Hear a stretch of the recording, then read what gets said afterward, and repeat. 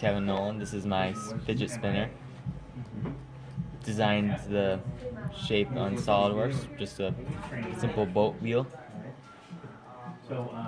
You can use it like a normal spinner, and if I run it so fast enough and I use the magnet, this magnetic brake, and if I can use the magnet to spin it, it's not as easy, but still pretty cool.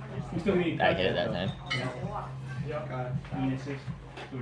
Since all the magnets are the same pole at the moment, these will push them out. So it will always repel, which is why it sometimes stops, because it reverses the direction. Yeah, put them over there, okay? Grab.